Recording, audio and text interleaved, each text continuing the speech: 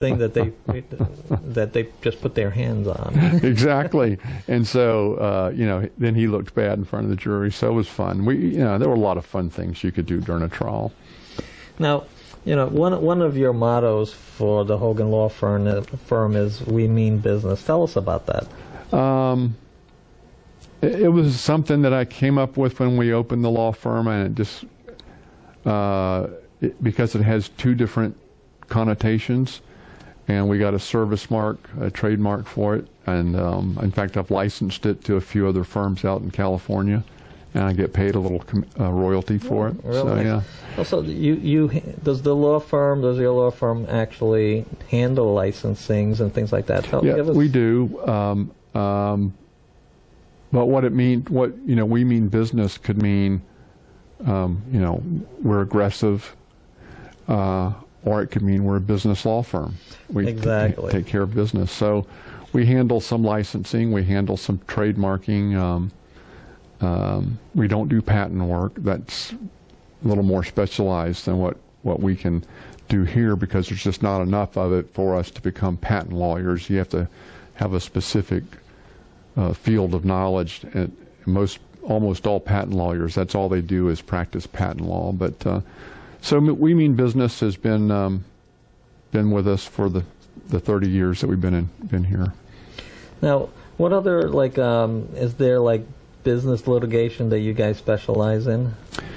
Business litigation, and like I said earlier, Mr. Napolitano does divorce litigation. Yes. We do probate litigation. Some people might be surprised as to how contentious probates can be. No. Which probate can be avoided if you have a trust, which we can provide you. But trust or a will. No, a will won't avoid probate. On a business Only side. A trust. Yes. Yeah. But what about international business? I mean, more and more. I mean, we have a lot of Caribbean nations around the state of Florida. So islands. Yes. Do you handle international law of any kind? Yes, I had a business in the Virgin Islands, in St. Thomas, for several years in the early 2000s.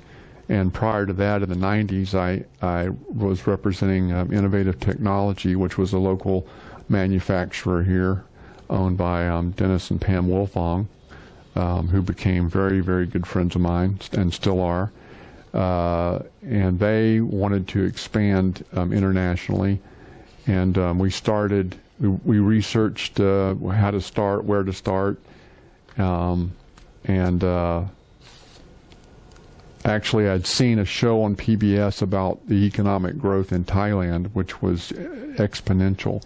If they ever had a dip that went down to 10% growth, they just thought they were in the depths of a depression. Oh wow, yeah, 10% growth is like, oh, we've had it. We've had it, and I had a friend in Korea, but he knew a lot about Thailand, and he was with the American Chamber of Commerce. I called him, and he got us some good contacts in Thailand, and so we started there, and entered into several successful contracts there for distributorships for his product.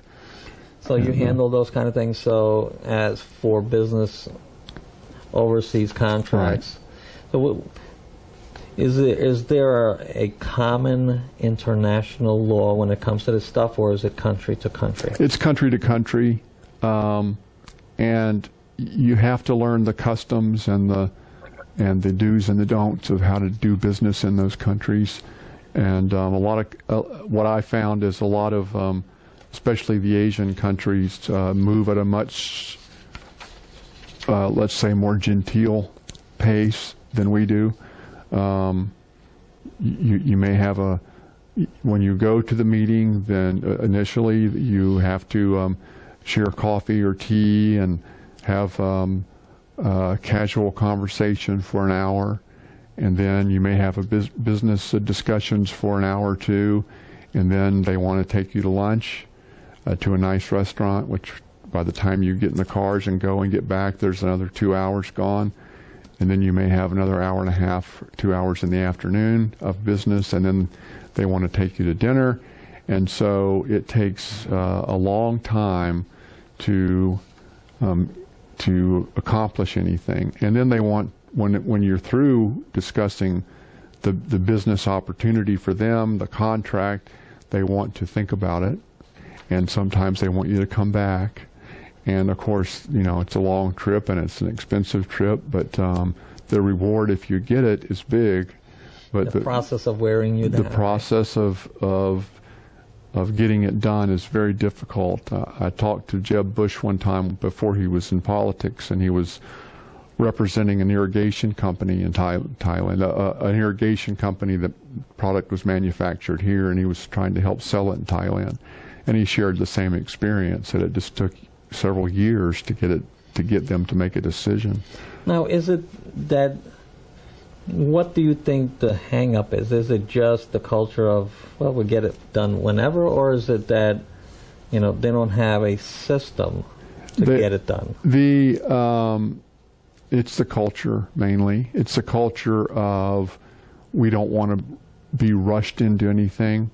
It's the culture of, we have to learn to trust you, because they've had, most of those Asian countries have been colonized at one time or another, or taken over by the Japanese during the war, or experienced some other situation where they've been dominated, especially by the British or the Dutch back in the 1700s. And so when you go to those countries, you better not have the little brown brother attitude, as they call it. They want to get comfortable and know that you respect them and that you're dealing with them on equal terms. So you view them as equal to you, an equal person. Well, an equal partner in the transaction. A partner, that's a good way of putting it. And it takes a long time to build up that trust. So they don't like to move at a real quick pace, because they have that experience of years and years and years of being taken advantage of. And so business, especially with a foreigner, moves at a slow pace. Well, especially if you're a smaller company, I guess it's a little bit different than the bigger companies. Right. You're dealing with, by the time the CEOs get to the table to sign, that's already been done many times by all the other chains of command. Exactly. They already did that work. All right. And we were a small, my client's company was, by comparison to an IBM or something, a small company. Oh, yeah.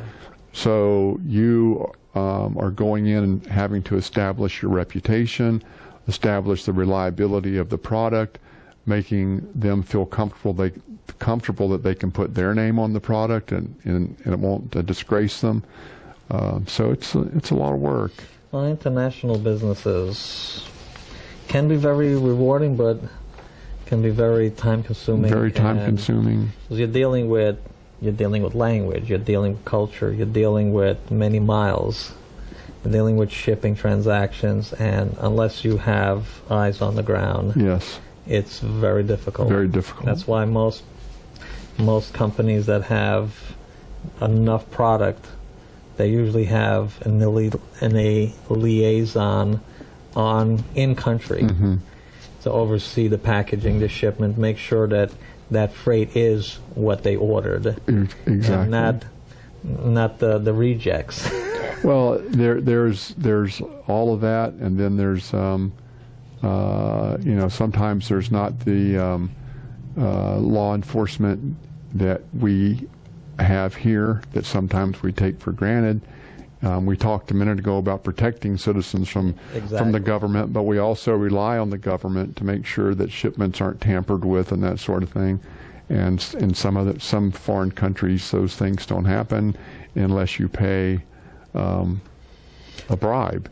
And well, it's extended fees. Extended fees, but I've had situations specifically in Jakarta one time when we were trying to leave the country, and we had a lot of equipment that my client used to test, or to show that his product was superior to other products. So he brought a lot of test equipment with him, and we had already prepaid through a freight forwarder for all of the travel of this equipment.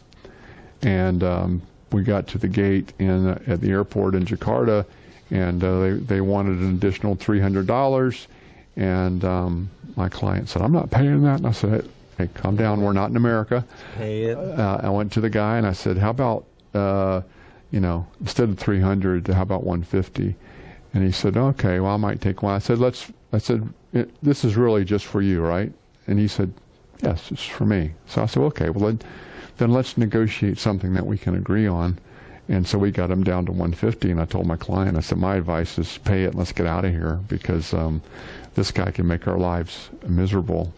And because that's what you're dealing with. I mean, here in the United States, sometimes people forget that we can't extend our culture of rules when you're stuck with people with guns around you.